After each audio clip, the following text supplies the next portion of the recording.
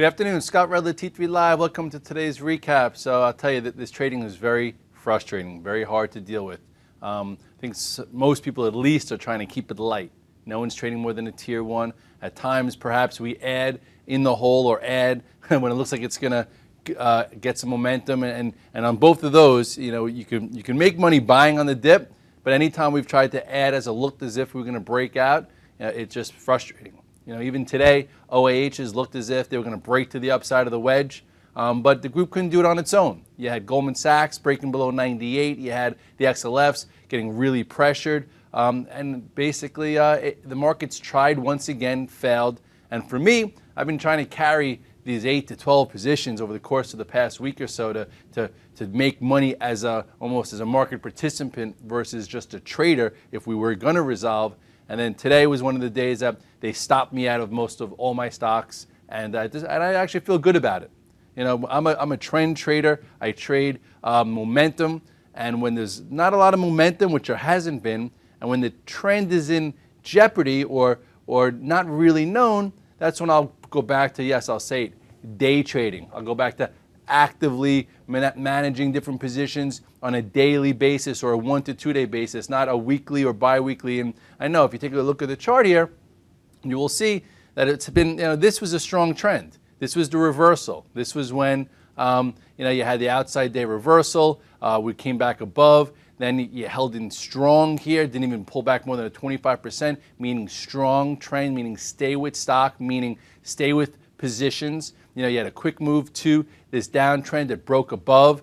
It's, then you had like about a 5-day pause, and we never even pulled in 25% of this entire move off the low, showing you strong trend, showing you stay with the trade. And then from there, it just was fast and furious. And went fast and furious all the way to 1292, all the way to, really the upper end of the price target, but obviously it happened very fast. And then since then, market didn't know. Did it go too far too fast? Can it continue to go up to 1300 or 1320? So we've been in this wedge, where you're seeing news come out daily about historic yields on these sovereign nations. Obviously, it started in Ireland and Portugal. Then it went to Italy, and now they're talking Spain, and now they're even talking France and Germany. And you have the leaders of that country talking about historic situations and turmoil and worst scenario.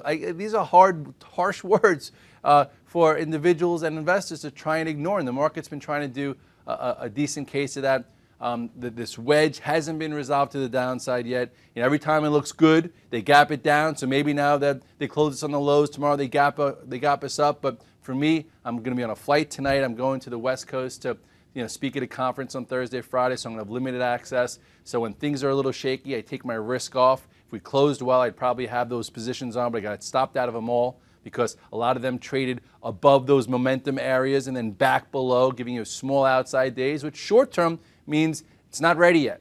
So if it's not ready yet, I'm not going to sit there while I'm gone for 2 days. And for you guys, figure out what time frame you're trading, because on a macro level, things are fine, but on a momentum level, it's wishy-washy. So again, you look at the chart of the SPX here, you will see, at this point, this day just engulfed, the prior 3, showing you some strength. So if you look at it here, really, these 2 down days, okay, these big distribution days way back in the week of the 24th, it took 1, 2, 3, 4, 5, almost 6 days to make those up. So in 2 days, look at the power here. Then in 1 day, this took out those 6 days. Okay, and then we had 4 days of inside action that just almost got taken out in 1 day. So tomorrow we'll see where we're at. I think there's another level to watch right here.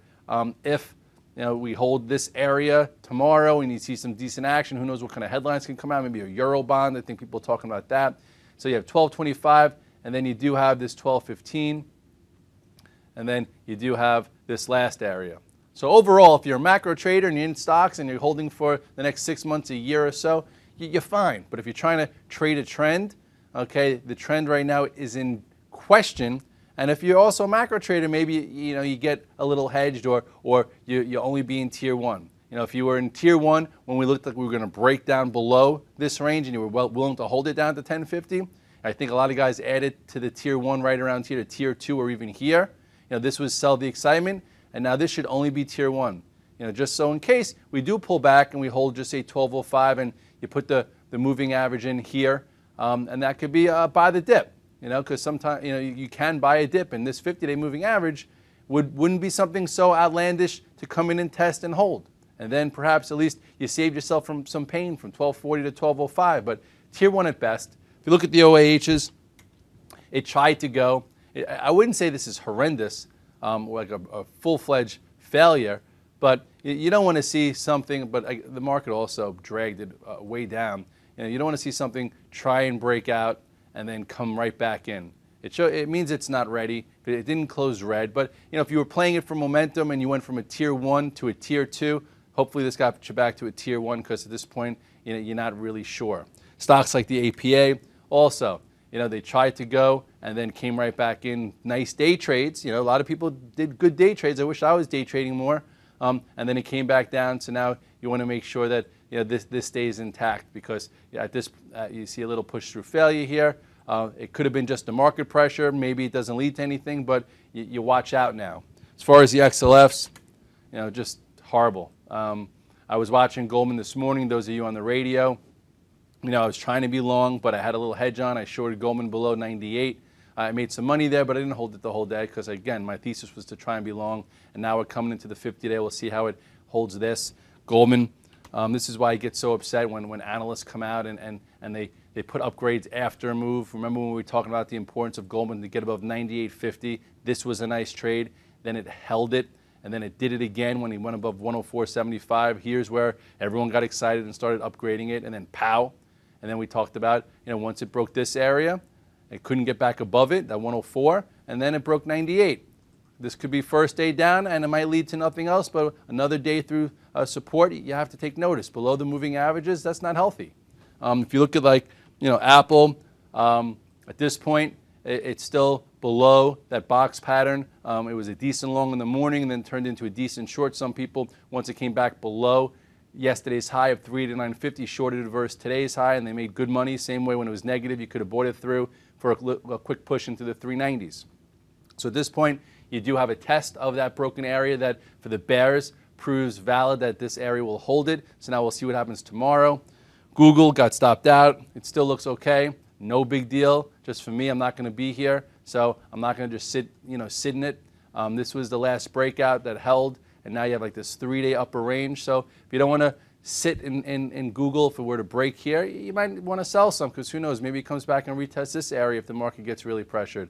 At some point, I might buy this back, but it probably will be through this 618.30 for momentum versus just sitting when it's not moving, especially when the market's in a bit of a jeopardy here.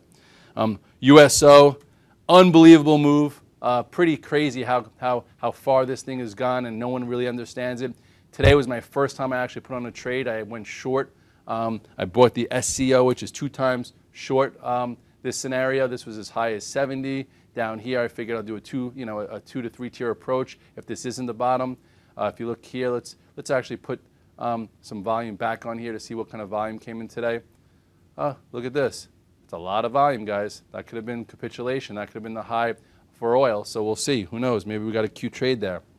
But I do know a lot of people got squeezed out of this trade. A lot of people were shorting oil around 95, and definitely capitulated today.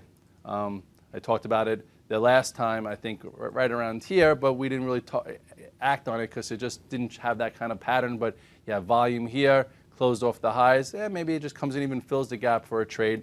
And that's what I'm going to be looking for moving forward now, just trades. My style is singles, doubles, be consistent, 70 to 90% of the time, and let them add up, have a low stress month put together, and then that puts together a year. I've done it for 13 years. I tried to be long for the reversal and the trend change, and it worked out pretty well from October into November. But now I'm going back to basics. I'm going back to trading long, trading short, going out at night with pretty, a lot less risk. So I could just come in the next day and look for the right setup based on daily patterns, based on 3 to 5 minute charts. Could be 5-day, 15-minute charts. It all depends on where we're at. And for an investor, there are some times when you want to be heavier and you want to be lighter. When we broke that 1250, remember that in the head and shoulders pattern? That was a time that IBD put us back in a correction. That was a time to lighten up. And if you did so, you saved yourself. If you go back to the spiders, this is what I'm going to be talking about at Schwab, actually. You know, there were like two real big macro patterns this year. One of them being the Head and Shoulders top, where if you were a macro investor and you knew a little bit about technical analysis, you'd have known that IBD put us in a correction right here. And then this is when you could have got out of the way when we broke it at 1250.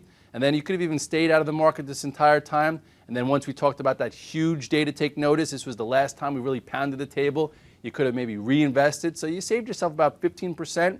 And then now, if you did that, this is your spot to potentially get out of some. If if you sold some here, bought some there, at this point I would sell some back and then continue just to have whatever it is you're holding long term.